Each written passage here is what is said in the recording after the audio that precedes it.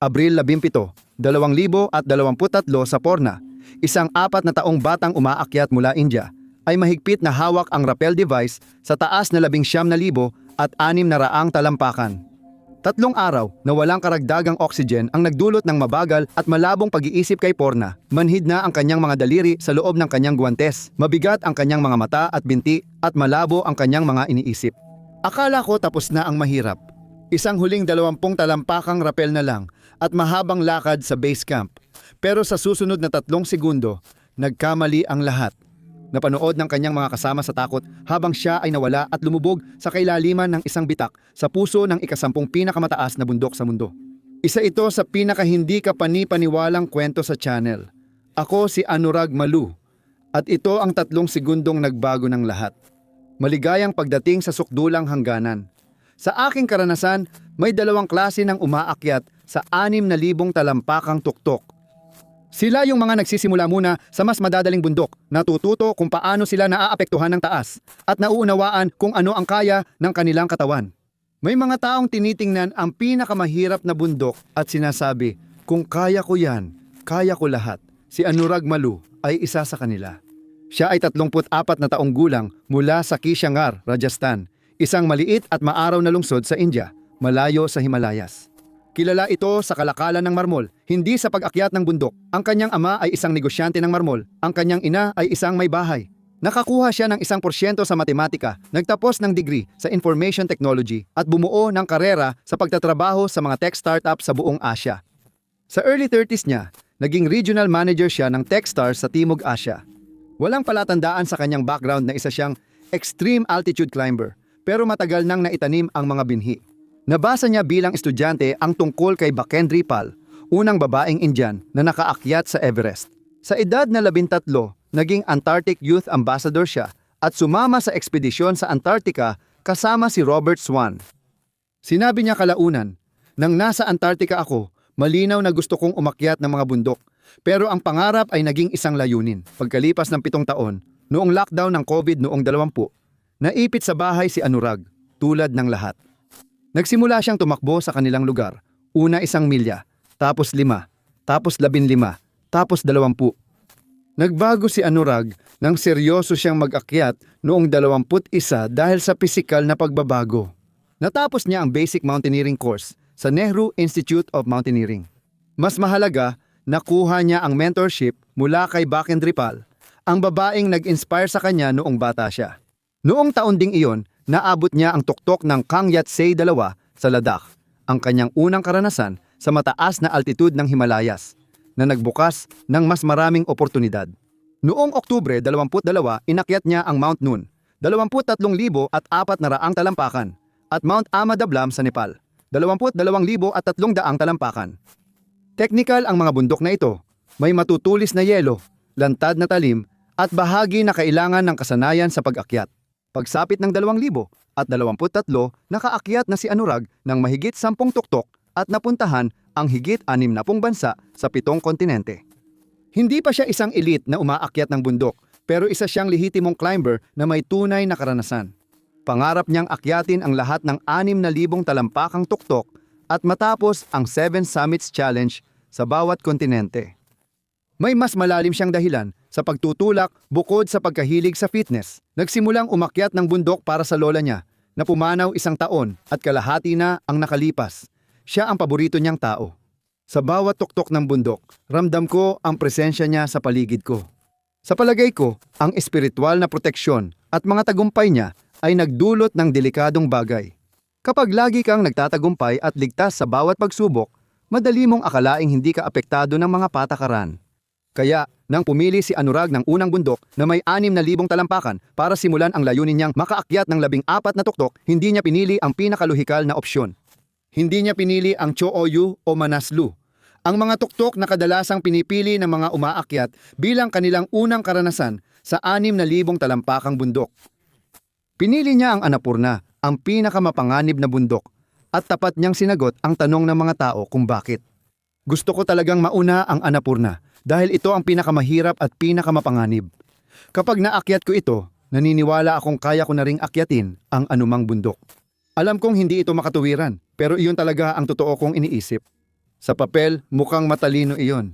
Simulan sa mahirap, magiging madali. Pero sa totoong buhay, delikado ito. Para maintindihan kung bakit kakaiba ang Annapurna sa ibang bundok, alamin kung ano ang nagpapasikat dito. Sandali lang tayo lilihis sa usapan. Linggo-linggo sa Patreon, nagbabahagi ako ng mas malalim na eksklusibong video o personal na kwento na wala sa YouTube. Gusto mo ba ng behind the scenes kasama ako? Sumali sa extreme na komunidad sa Patreon. Kita-kits! Narito ang dapat mong malaman tungkol sa Annapurna. Kung ikaw at dalawang kaibigan mo ay aakyat dito at lahat kayo ay makarating sa tuktok, ayon sa estadistika, isa sa inyo ay hindi na makakauwi. Ang Annapurna na may taas na 6,500 at 45 talampakan ang ika-10 pinakamataas na bundok sa mundo. Ang pangalan ay nangangahulugang Diyosa ng Ani sa Sanskrit, na nakakatawa dahil sa anong inaani ng bundok na ito. Nasa Nepal ito, mga 100 milya hilagang kanluran ng Kathmandu. Mahigit 12,000 na ang nakaakyat sa bundok Everest, pero halos 100 lang sa Annapurna, kung saan 73 na ang namatay. Subok ng subok at hindi iniintindi ng bundok kung gaano ka nakarunong. Noong Pasko 77, nagtatrabaho si Anatoly Bukriv sa timog Annapurna nang biglang bumagsak ang malaking kornis sa itaas niya. Tinabunan ng avalanche ang lahat sa daraanan. Si Anatoly Bukriv ay isang tanyag na high-altitude climber. Naakyat niya ang 10 sa 14 na 26,000 talampakang tuktok at kinilala sa pagliligtas noong 1,976 Everest disaster. Kinuha siya ng Annapurna at hindi na nakita ang kanyang katawan. Hindi lang siya ang alamat na nawala roon. Noong Oktubre 11, tinangkang akyatin ng makasaysayang South Korean climber na si Park Yang-suk ang Annapurna. Siya ang unang taong nakatapos ng True Explorers Grand Slam, lahat ng 6,000 talampakang tuktok.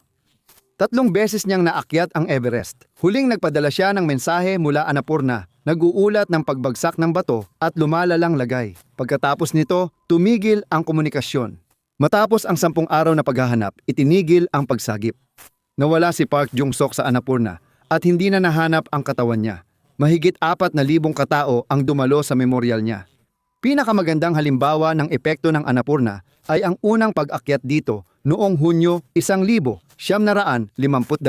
Ang mga Pranses na sina Maurice Herzog at Louis Lachenal ang naging unang tao na tumayo sa tuktok ng anumang 26,000 talampakang bundok nang marating nila ang tuktok ng Annapurna.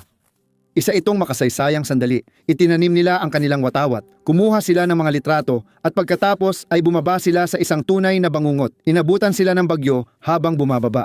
Hindi makita ng mga umaakyat ang kampo dahil sa malakas na nyebe. Ginabi sila sa bitak ng yelo na may isang sleeping bag lang, walang pagkain at tubig. Nang sa wakas ay nakarating sila sa ligtas na lugar, makalipas ang 2 linggo, wasak na ang mga kamay at paa ni Herzog dahil sa matinding frostbite. Napilitan ang doktor ng ekspedisyon na putulin agad ang bahagi ng katawan ni Herzog sa bundok kahit walang pampamanhid. Nawalan siya ng lahat ng daliri sa kamay at paa. Nawalan ng lahat ng daliri sa paa si L. Chanal. Ayon kay Herzog, nais ko nang kunin na ako ng kamatayan at mawala ng pag-asang mabuhay. Matapos ang unang pag-akyat noong 50, hindi na ito naakyat muli hanggang 1970. Matindi ang trauma ni na Herzog at Lachenal dahil sa takot sa bundok, 2 dekada bago may muling nagtangkang umakyat. Ang dahilan kung bakit napakadelikado ng Annapurna ay dahil sa kombinasyon ng mga salik na bumubuo ng perpektong bagyo ng panganib. Una, ang lupain na tinatakpan ng Annapurna. Ang pinakamatarik at pinaka-unstable na bahagi ng bundok may anggulong 45-70 degree ay napupuno ng niebe na biglang bumibitaw. Pangalawa, may tinatawag ang mga umaakyat na si rocks ang bundok. Malalaking nakabiting bangin ng yelo na hindi matatag. Patuloy silang gumagalaw kasabay ng glacier at kapag bumagsak, nagdudulot ng avalanche na sumasama sa lahat sa ibaba. Sa karamihan ng bundok na 6,000 talampakan ang panganib ay nasa 1 o 2 bahagi lang. Sa Everest, pinakamapanganib ang Khumbu Icefall. Pero kapag nalampasan mo ito, bumababa na ang panganib ng avalanche kahit delikado pa rin ang bundok. Sa Annapurna, halos buong bundok ay delikado sa avalanche. Mula base camp hanggang pabalik, lagi kang nasa panganib. Ito ang bundok na pinili ni Anurag para sa kanyang unang 6,000 talampakang tuktok. Ang ekspedisyon niya ay inorganisa ng 7 summit treks, pinakamalaking mountaineering tour operator sa Nepal. Pangunahing gabay niya si Chipal Sherpa. Kasama niya si Dawa Dai Sherpa sa pag-akyat. Sa mismong araw, pinili ni Anurag ang North Face route na paboritong daan ng karamihan sa umaakyat sa Annapurna. Ito rin ang daang ginamit ni Maurice Herzog sa unang akyat niya noong 1950. Pinakamapanganib ang pagitan ng Camp 2 at Camp 3 sa rutang ito. Tandaan mo yung malalaking nakabiting yelo na bangin na pinag-usapan natin kanina na bigla na lang bumabagsak? Kailangan mong umakyat mismo sa ilalim nun. Wala kang ibang daan. Mabilis dumadaan dito ang mga umaakyat at umaasang walang mahuhulog. Delikadong desisyon ang piliin ang bundok na ito para sa unang akyat ng 6,000 talampakan. Pagkatapos, nagdesisyon si Anurag na subukan ang pag-akyat ng walang dagdag na oxygen, na lalong nagpahirap sa lahat. Hindi ko alam kung bakit niya pinili yon. Baka dahil sa kumpiyansa o kompetisyon. May ilang ulat na nagsasabing ginawa niya ang desisyong ito matapos niyang malaman na ang kapwa Indian na umaakyat na si Baljit Kaur ay sumusubok ding umakyat ng walang oxygen sa parehong ekspedisyon.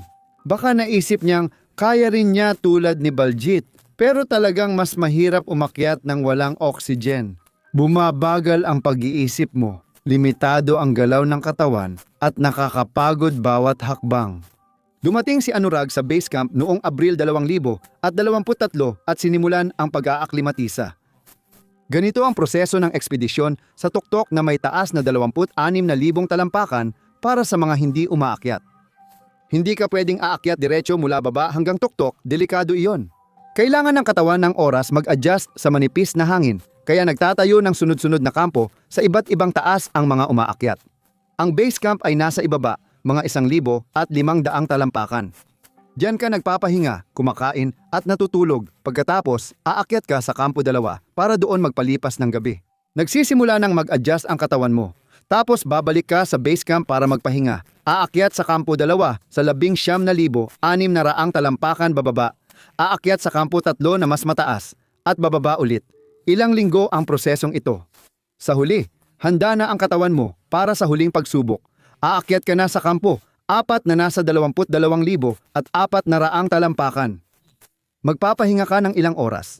Tapos bandang hating gabi, sisimulan mo na ang huling akyat sa tuktok na may taas na 6,500 at 45 talampakan.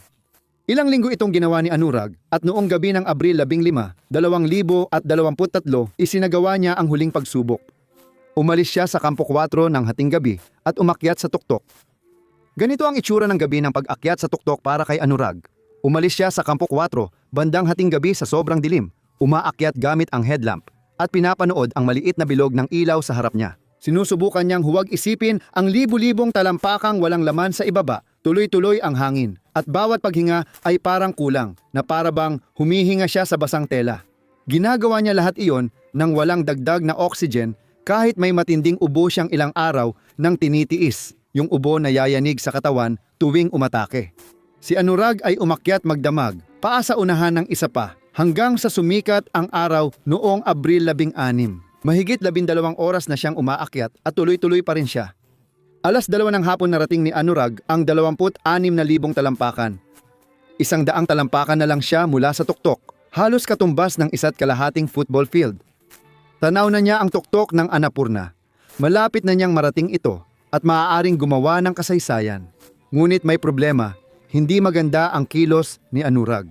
Ang ubo niya ay unti-unting sumisira sa kanya buong gabi dito sa taas, 6,000 talampakan. Bawat paghingat hakbang ay parang nauubos ang lakas niya.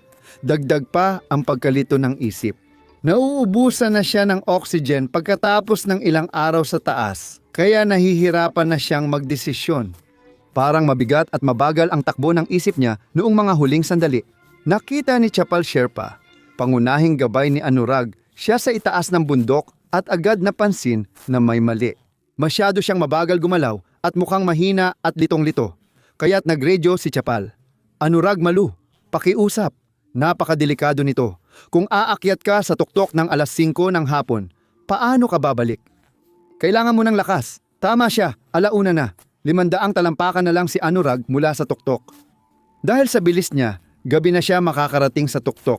Pagkatapos nun, Kailangan niyang bumaba sa dilim, walang oxygen at pagod na sa pinakamapanganib na bahagi ng bundok. Direktang sinabi niya, "Bumalik ka na ngayon," at sumunod si Anurag bandang hapon. Nang hapong iyon, paakyat pa si Baljit Kaur nang makasalubong niya si Anurag na pababa. Sinabi niyang siya ay nadismaya at malungkot na madaling maunawaan. Maiisip mo ba kung gaano kabigat ang desisyong iyon para sa kanya? Ilang buwan siyang nag-ensayo at linggo sa pag-aaklimatisa.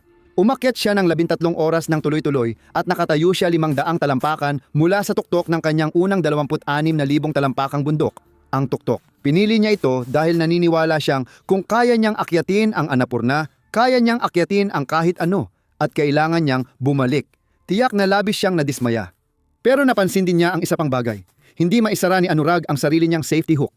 Isa iyong pangunahing gawain. Isang bagay na dapat kayang gawin ng kahit sinong umaakyat ng automatiko. Hindi na gumagana ng maayos ang mga daliri at utak niya matapos ang mahigit ilang oras sa taas na lampas. 22,000 talampakan ng walang oxygen, bandang 5:30 ng hapon. Abril 16. Matapos ang 17.5 oras ng pag-akyat, nakabalik sina Anurag at Dawaday Sherpa sa Camp 4 na nasa 22,400 talampakan. Ligtas. At iniisip ko na bumagsak si Anurag sa loob ng tent na iyon, ramdam ang sobrang lungkot. Siguradong napakabigat ng kanyang pagkadismaya. Kasabay noon, tiyak na nakaramdam siya ng ginhawa dahil tama ang desisyon niya. Nakinig siya sa guide, bumalik sa tamang oras, buhay at ligtas. Tapos na ang pinakamahirap na bahagi.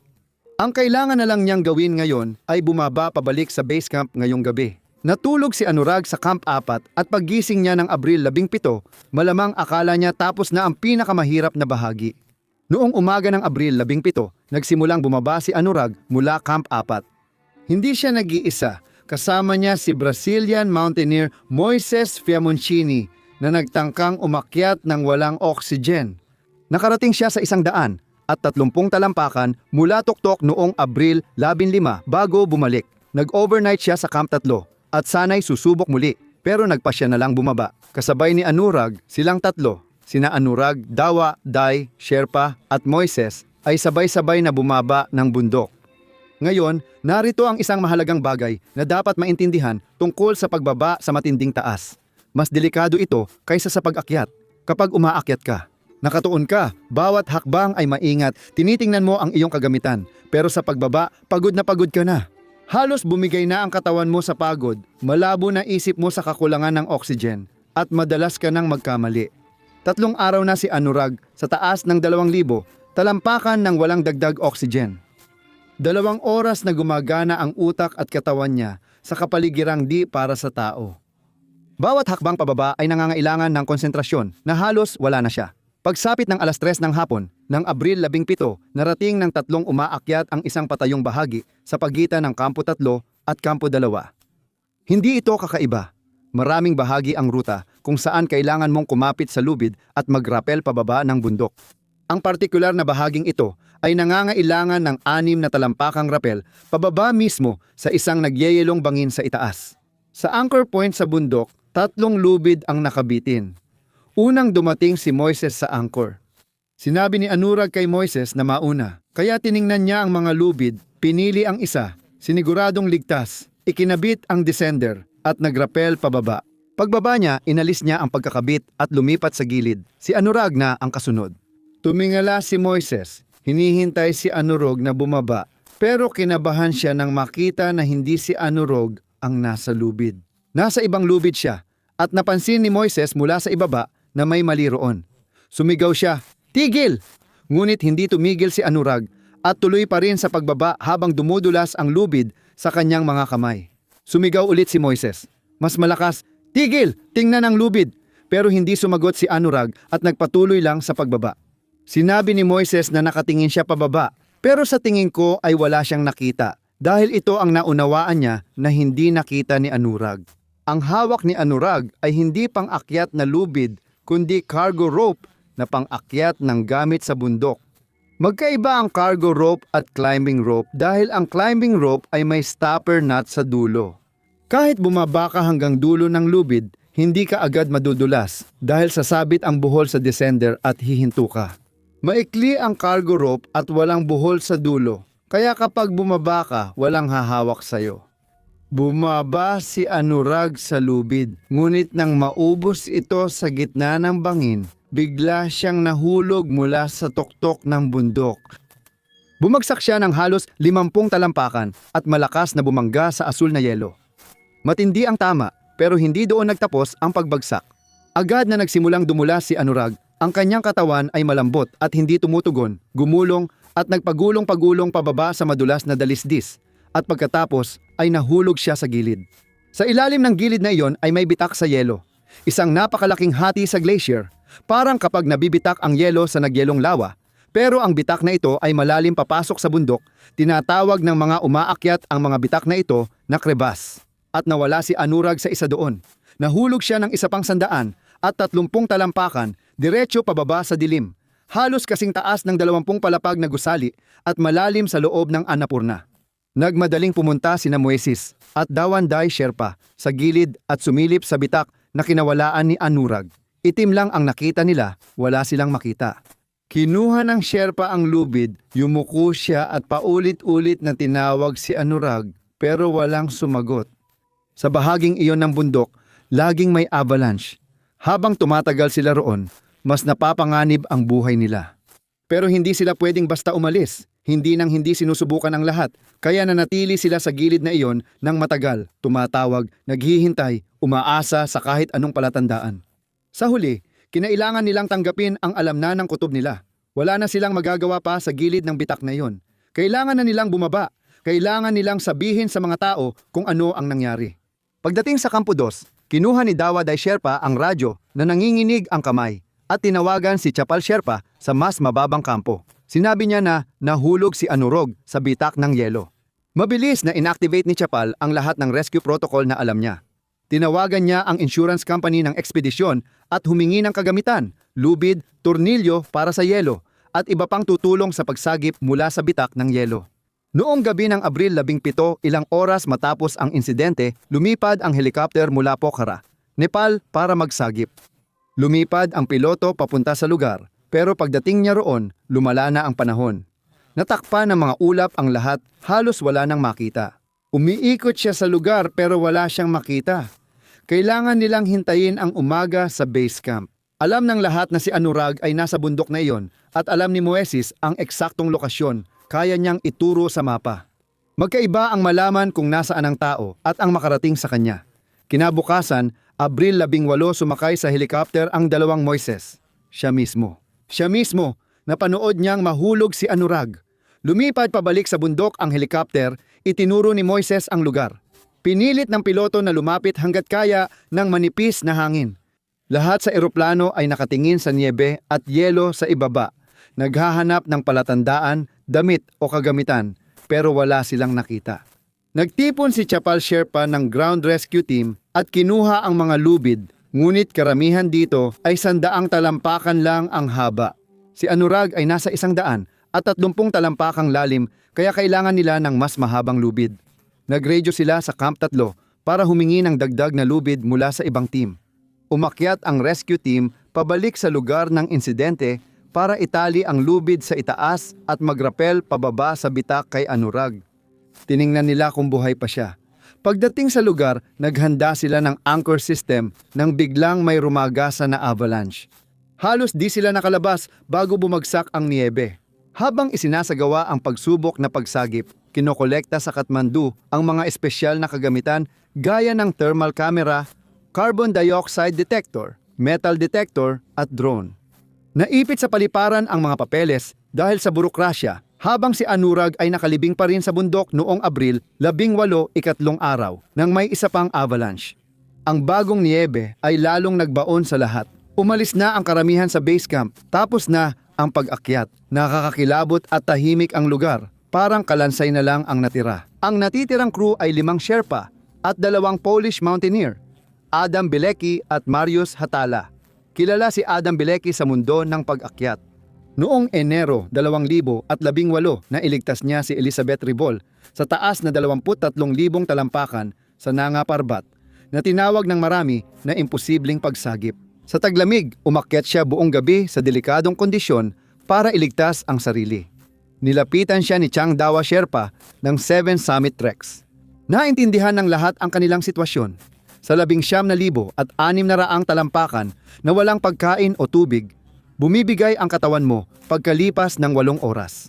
Magsasara na ang mga organo mo matapos 2 oras. Sabi ng medikal na aklat, wala nang dahilan maghanap ng nakaligtas. Kukuha ka ng bangkay. Umaga ng Abril 20, ika-4 na araw, nagtipon ang rescue team sa base camp. Bago magbukang liwayway, nagtipon ang 7 miyembro ng team at inihanda ang kanilang kagamitan para sa isang teknikal na pagkuha mula sa kribas. At si Adam ay may ginawa na kalaunan ay magiging mas mahalaga pa kaysa sa inaakala ng kahit sino noon. Nagdala siya ng 200 at 30 talampakang lubid samantalang 200 lang kadalasan ang dala ng umaakyat. Mas mahaba ng 30 talampakan ang kay Adams. Alas 6 ng umaga, inangat sila ng helicopter mula base camp at ibinaba sa itaas ng Campo 2. 20 hanggang 30 minutong lakad papuntang kribas. Tahimik ang lahat. Alam nilang hindi ito pagsagip, kundi pagkuha ng katawan.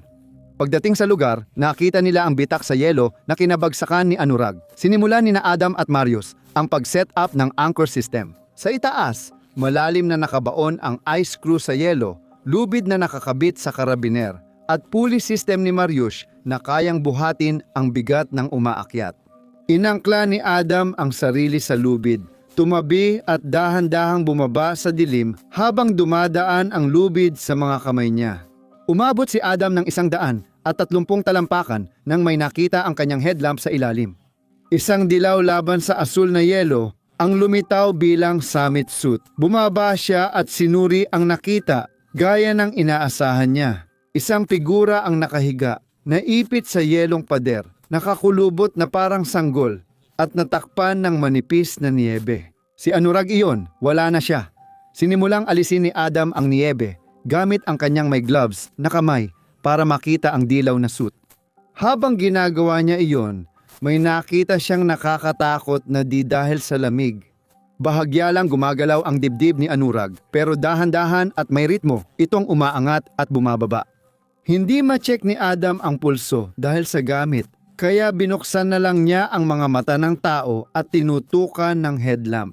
Sumikip ang pupil, tumugon sa ilaw at kumurap ang mata. Sabi ko, wow, ani Adam. Talagang buhay pa siya sa ibabaw niya. 130 talampakan ang taas mula sa ibabaw. Naghihintay ang natitirang bahagi ng grupo.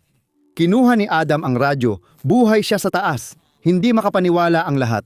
2 oras, 3 araw na walang pagkain o tubig. Sa 19,600 talampakan, nakabaon sa niyebe sa ilalim ng 200 at 30 talampakang bitak ng pinakamapanganib na bundok sa mundo.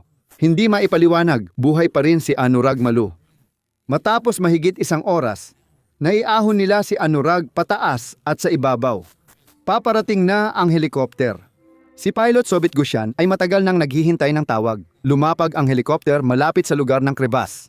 Ipinasok nila si Anurag at lumipad ang sasakyang panghimpapawid patungong Pokhara, Nepal. Pagkatapos, may sinabi si Sobit ukol sa nangyari. Kung nahuli tayo ng 30 minuto, may mga taong naipit na sa mas mataas na kampo. Nagsara na ang panahon dahil sa ulat ng avalanche. Halos hindi na sila makalipad at muntik nang maiwan si Anurag sa bundok. Isang bihirang pagsagip ang naganap. Lumapag ang helicopter sa Manipal Teaching Hospital, Pokhara, alas 8 ng umaga, Abril 20, 2023. Pero naghihintay si Emergency Chief Dr. Ashim Subedi ng masamang balita. Nang makita niya si Anurag paglabas ng helicopter, agad siyang nabahala. Sobrang baba ng temperatura ng katawan ni Anurag kaya hindi ito naitala ng ospital. Nababalutan ng yelo ang kanyang kasuotan na kinailangang gupitin at kulay abo na ang kanyang balat. Nang sinuri nila ang mga vital signs, wala nang tibok ng puso, wala nang paghinga. Agad na nagsimula ang medical team ng cardiopulmonary resuscitation. Ginawa nila lahat sa 30 minuto. Compressions, gamot, pero walang nangyari. Matapos ang 30 minuto, sumunod si Dr. Subidi sa protocol at idineklarang patay si Anurag Malu pagdating sa ospital. Ito ang katapusan. Huminto ang team sa pag-compress. May nag-note ng oras. Tinanggal ni Dr. Subidi ang gloves at hinanap si Ashish Malu, kapatid ni Anurag, na naghihintay sa ibang kwarto. Tumingala si Ashish Malu. Nang pumasok si Dr. Subidi, nabasa na ni Ashish Malu sa mukha ng doktor bago pa ito magsalita. Pasensya na po, sabi ni Dr. Subidi. Ginawa namin ang lahat, pero wala na ang kapatid mo. Pagkatapos, may sinabi si Ashish na hinding-hindi malilimutan ni Dr. Subidi. Hindi. Ipinaliwanag ni Dr. Subidi ang cardiac arrest at hypothermia, pati kung paano humihinto ang katawan matapos ang ganoong trauma. Pinutol siya ni Ashish. Kaya niyang mabuhay 2 oras sa bundok, sabi niya. Paano mong nasabing patay agad siya sa loob ng 30 minuto? Diretsahan si Dr. Subidi. Kahit muling tumibok ang puso ni Anurag, malamang may matinding pinsala na ito sa utak dahil sa kakulangan ng oxygen. Wala akong pakialam, sabi ni Ashish, at nagkaroon ng katahimikan sa kanila. Pagkatapos ay nagtanong si Dr. Subidi, sabihin mo sa akin hanggang anong oras ko dapat bigyan ng cardiopulmonary resuscitation si Anurag. Pagkatapos noon, titigil na ako. Hindi nag-atubili si Ashish, 5 oras. Ayon sa ulat, may kamag-anak na kumonsulta sa telepath na nagsabing mabubuhay muli si Anurag sa loob ng 5 oras. Kung alam man ni Dr. Subidi iyon o hindi, pumayag siya at nagpatuloy ang team sa cardiopulmonary resuscitation. Lumipas ang 1, 2 hanggang 3 oras, wala pa rin. Aminado si Dr. Subedi na pagod ang team matapos ang 4 na oras. Bilang estudyante ng agham, naniniwala pa rin ako sa himala. Kung hindi dahil kay Ashish, matagal na akong tumigil. Pagkatapos ng 4 na oras at 5 minutong cardiopulmonary resuscitation, biglang may kumurap sa monitor. Sumunod pa at muling tumibok ang puso ni Anurag Malu. Huminga siya sa unang beses. Tahimik ang kwarto, maliban sa tunog ng heart monitor. Hindi makapaniwala ang lahat sa nakita nila.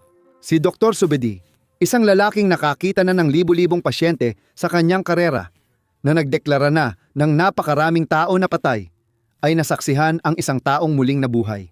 May prinsipyo sa emergency medicine. Hindi ka papatay hanggat hindi ka parehong mainit at patay. Sa mga kaso ng matinding hypothermia, ang matinding lamig ay nagpapabagal ng husto sa iyong metabolismo at mas kaunti ang kailangan ng iyong utak na oxygen. Kaya ng mga organo mo mabuhay sa kondisyon na ikamamatay mo agad, pero kabaligtaran ang nangyari kay Anurag. Pinanatili siyang buhay ng lamig sa yelo. Parang nilamig ang katawan niya na parang hibernation, pinoprotektahan ang utak at mga organo habang di tumitibok ang puso.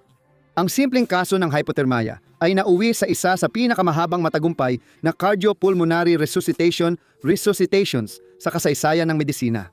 Hindi pa ligtas si Anurag. Buhay siya pero sobrang hina at mababa ang temperatura ng katawan niya. Namaga ang kanyang mga baga dahil sa pagbabago ng presyon at trauma. Hindi gumagana ang kanyang mga bato at nasira ang kanyang atay. Ang kanang bahagi ng katawan na nakadikit sa yelo ng 2 oras ay tinamaan ng matinding frostbite at naging itim ang kanyang mga paa. Kinagabihan, inilipat siya sa Nepal Medici Hospital sa Kathmandu gamit ang military helicopter na mas handa para gamutin ang kanyang trauma. Sa susunod na 12 araw, nanatili sa koma si Anurag. Ang ilan dito ay natural, ang ilan naman ay dulot ng gamot. Bandang unang bahagi ng Mayo, nagkamalay si Anurag. Pagmulat niya, nakita niya si Ashish sa tabi ng kama. Sabi ni Ashish, hindi niya maipaliwanag ang naramdaman niya noon. Ang naalala ko lang ay nahulog ako sa bitak, sabi ni Anurag, yun lang. Nawala na sa akin ang mga alaala ng 3 araw sa bitak at ng 7 o 8 unang araw ng pagkakaospital. Noong Mayo 11, 2023, inilipat si Anurag ng air ambulance sa AIIMS Delhi, pangunahing trauma center ng India. Dito magsisimula ang laban para sa paggaling. Sinuri ng mga doktor ang pinsala at malala ito. Mula Mayo hanggang Setyembre 23, sumailalim si Anurag sa hindi bababa sa 7 malalaking operasyon, kabilang ang pagputol ng bahagi ng katawan at skin grafts. Humigit kumulang 50% ng kanyang balat ang kailangang palitan. Kamangha-mangha na kahit kulang sa oxygen, hypothermia at 4 na oras na walang tibok ng puso, buo pa rin ang kanyang utak. Isang himala na ito. Maraming tao na kulang sa oxygen ay nagkakaroon ng matinding pinsala sa utak. Pero si Anurag ay malinaw pa ring mag-isip, naaalala niya kung sino siya, nakikilala niya ang kanyang pamilya, gumagana ang kanyang isipan. Ang problema, hindi gumagana ang kanyang katawan. Nawala kay Anurag ang memorya ng kanyang kalamnan. Kailangan niyang matutunang muli kung paano tumayo, paano maglakad, paano umakyat ng isang baitang, paano humawak ng tinidor at pakainin ang sarili, paano humawak ng panulat at isulat ang sarili niyang pangalan. Sa unang 5 buwan, hindi siya makapagsalita dahil may tubo sa kanyang lalamunan para tulungan siyang huminga. Noong Hunyo 13, 2023 sa ika-35 kaarawan niya, nasa intensive care unit pa rin si Anurag. Nakapag-record siya ng voice message, unang beses makapagsalita matapos ang ilang buwan. Mahina at paos ang boses niya nang magpasalamat sa malaking suporta. Hindi ko mararating ito kung wala ang inyong dasal. Ipinapadala ko ito mula sa intensive care unit sa Delhi sa aking ika-35 kaarawan na tinawag niyang araw ng muling kapanganakan. Patuloy ang mabagal at masakit na paggaling hanggang Nobyembre 23. Matapos ang 100 araw, nakauwi na si Anurag Malo sa Rajasthan. Nakakalakad at nakakatakbo na siya. Kahit mabilis siyang hingalin sa 100 talampakan, normal ang lahat ng internal organ niya. Sa kabila ng trauma na kanilang naranasan, nabawi na niya ang ilan sa kanyang timbang. Ngunit higit pa sa pisikal na paggaling, may isang kahanga-hangang nangyari. Sa loob ng 100 araw sa ospital, hindi nagka-post-traumatic stress disorder si Anurag o bangungot tungkol sa pagbagsak o pagkakulong sa yelo. Sa halip, tinawag niya ang kanyang karanasan na post-traumatic growth. Yun talaga ang nagbago ng buhay ko, sabi niya. Ito ang mga peklat ko, bahagi sila ng aking pagkakakilanlan, sila ang bumubuo kung sino ako. Kapag tinatanong siya tungkol sa Annapurna, hindi niya ito pinag-uusapan na may galit o takot, kundi may paggalang na parang pagsamba.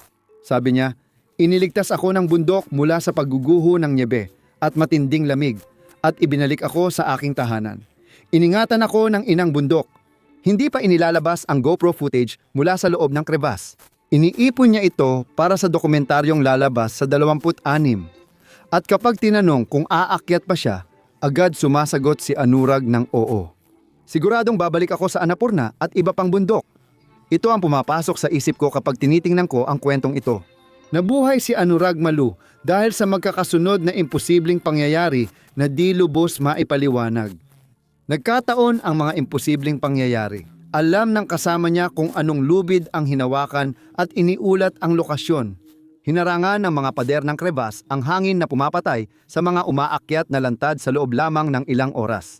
Nagkataon na may dalang lubid si Adam na 30 talampakan ang haba kaysa sa karaniwan, sapat lang para maabot siya. Ayaw ng kapatid niyang tanggapin ang deklarasyon ng pagkamatay at pinilit ang mga doktor na magpatuloy. Kapag naputol ang kahit isang bahagi ng cardiopulmonary resuscitation, madadagdag si Anurag Malo sa listahan ng Annapurna. Ang bundok na pumatay na ng mga alamat ay nagpasya na may pauwiin. Medyo makatuwiran akong tao. Pero kapag tiningnan mo ang lahat ng kailangang mangyari ng tama para mabuhay si Anurag, mahirap hindi magtaka kung may mas malalim pa bang dahilan dito o kung talagang sunod-sunod lang na mga random na pangyayari na nagkataong nagtugma sa tamang paraan at sa tamang oras. Pero ano sa tingin mo? I-comment mo lang. Salamat sa panunood. Kita tayo sa susunod. Patuloy sa tapang.